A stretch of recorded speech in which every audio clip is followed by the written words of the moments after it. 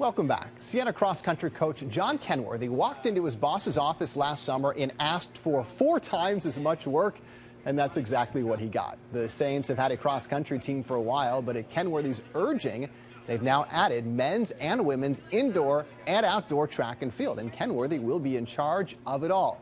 It's good for the school, it's good for recruiting, it's a whole lot of work for the Capital Region native. And we are joined in studio by John Kenworthy, who grew up in Gloversville and now the head coach of the Siena Cross Country team, and now track and field, indoor, outdoor. You went from being the coach of one team to a much larger team and more seasons, and you brought all that extra work on yourself. Yeah. Tell me about the evolution of the Siena track team, which is going to debut in December, and how this came about. Yeah, I mean, we had traditionally been a cross country only program just in the fall, men and women, and when I got the job, I saw we had an opportunity to grow the team a little bit. You know, our numbers weren't as big as some other teams were, and our kids are really good students. So it was, you know, I thought it was appealing to the school to be able to grow the team, and I thought competitively we were missing out on a big opportunity, you know, to not have winter and spring track. And you know, I brought it to our athletic director, John D'Argenio, and you know, he said it sounds like it's something that we should think about, and right. Put it together, and it sort of trickled along. And the next thing I knew, we were at the point where they were, you know, writing up press releases, and I had 6 teams all of a sudden. So well, bosses will often say, yeah, it's something we're going to think about, and then it doesn't go anywhere. Not speaking about my boss in particular, I'm just saying that that tends to happen. But did you really think it was realistic that John was going to say, yeah, let's do this? What were the chances? I think John would have probably said, you know, right away if he didn't think that it appealed to the greater community at Siena. He has a pretty good grasp of our community and the people that are involved in the decision makers. So when he sort of said, I think this is a good idea, I think it fills some needs that we've been looking to address, both in our department and outside into the greater school, I think, you know, I started saying like, okay, that's a big hurdle to clear right away, you know, and then all of a sudden, as it kept progressing and more people thought it was a good idea, then it turned into something that I was like, okay, I should think about this a little bit more deeply. Well, was there a moment when you thought to yourself, oh, wait, what have I just gotten myself into?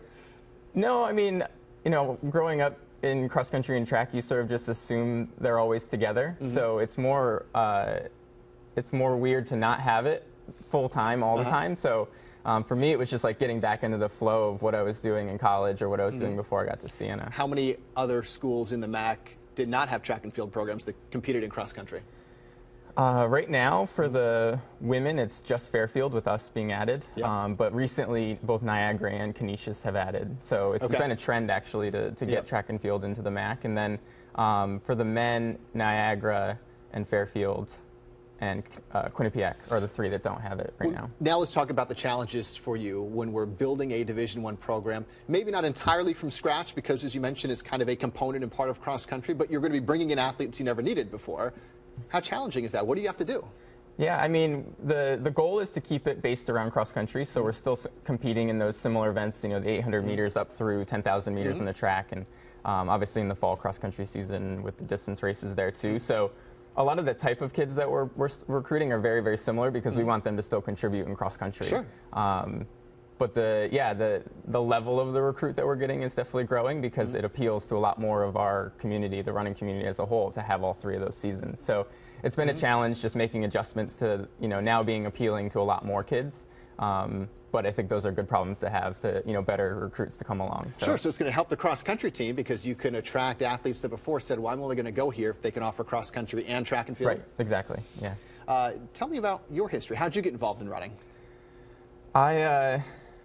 I started in 7th grade with just outdoor track, and then from there it sort of started to click, and I added a season. I added cross country as an 8th grader, and then I added indoor at my high school when they offered it as a 9th grader. And I don't think it was ever a conscious decision. It was just something that I did it once, and I thought, this is cool. Let me do it in the fall, you know. And I had a really great coach that sort of got me involved and got me into it on a personal level and not just like a 2 hours after school every day level. And the next thing I knew, it was 3 seasons for 4 years, and I was looking to try to run in college. So it was never really like an aha moment, I guess. Then you ran at Sacred Heart, and then you got into coaching right after college. Yep, yeah, I stayed around. I had a 5th year of eligibility that I finished there, and because I didn't have all 3 seasons, I sort of worked a little bit with the cross-country team as a 5th year in cross-country only while I was waiting to finish my track eligibility, and that sort of really got me involved on the different side of it because I couldn't go out and compete. So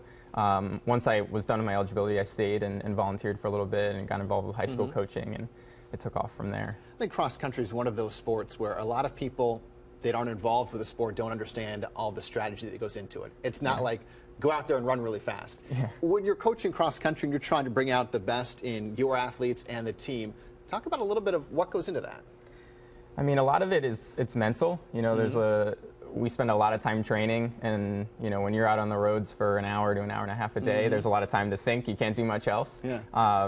So and the same sort of applies in the race. You know, there's a lot of time to think about what's going on and how you have to execute both, like you said, pacing, or just, you know, if you're racing a person next to you, how you need to sort of get over that. So we focus a lot on the mental side and being, you know, consistent and prepared, and you know, having a good sort of mental core. And but then we also try to make sure that our athletes stay athletes, because distance running can be really, really hard on your body. So there's a lot of it where it's just spending time in the weight room or spending time working on every other little part of our body to make sure that we can just keep getting out and keep training, because with distance running, the battle is really being able to be out there and run every day. So if you get hurt, you can't get better. And you know, our goal is to just be able to continue to get a little better every day. How strict is the nutrition, the diet? Yeah, it's definitely important. You know, it's sort of, there is a little bit of a faux pas with it, because the reality in some sense is if you get too light, there's a problem, but light also is good, because we need to go, you know, we need big engines and not a lot to pull around. But so, you know, our kids they're kids, the athletes are still, you know, enjoying life, and we just make sure that they understand what they put in is how their body is going to be fueled, and that's really how we look at it. It's fuel, and you've got to be putting in good fuel if you want to put out good performances. So it's just finding the line between, you know, happiness with your diet, but also performance with your diet. So, John, I was driving into work today, and for the first time I saw pumpkins for sale on the side of the road, and I had the thought that fall is coming. I'm thinking about Halloween, and that time of the year it's haunted houses, and I'm not sure if there's anything creepier than running cross-country for Siena. Let me show you what I mean.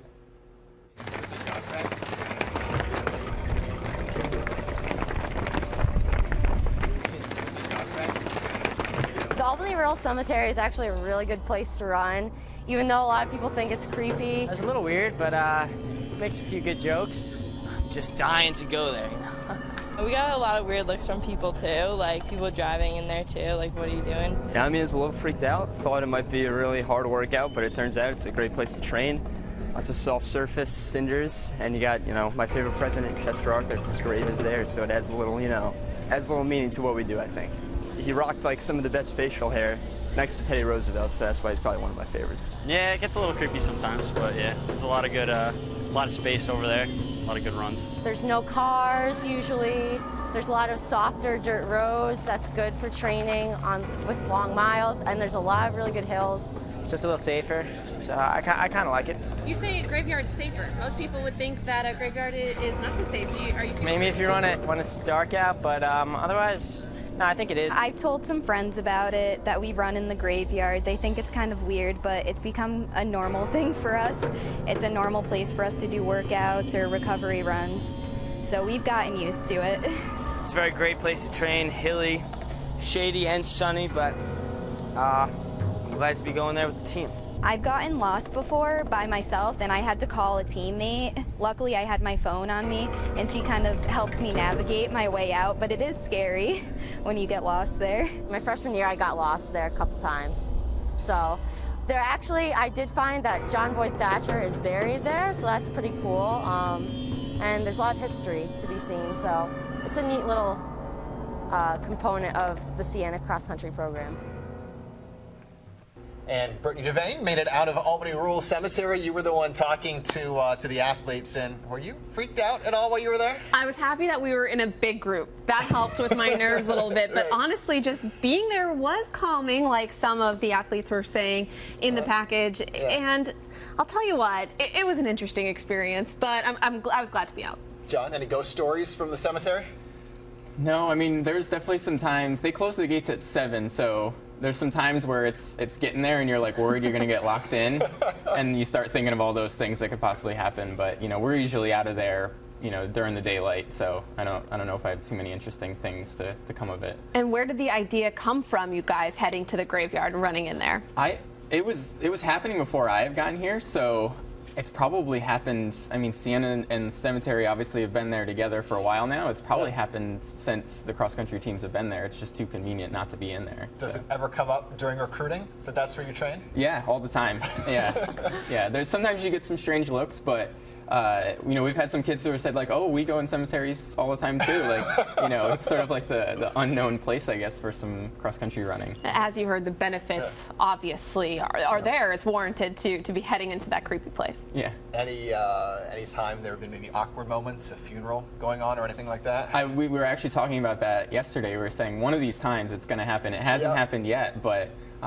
No, sometimes, some of the kids had mentioned, sometimes you get some awkward looks, like they don't know quite what's going on, but, right. There's actually a lot of people that utilize the space for, recreation, whether it's just like walking dogs or, just going for a walk themselves or running too. So I think that by the time some people are there for a little bit, they notice, okay, this is a normal thing. Right. Well, the cross-country season is underway. You've got a meet coming up in Saratoga this weekend, Yep. and then the debut of the Siena track and field, the winter season begins in December. And there's more to come on The Edge next.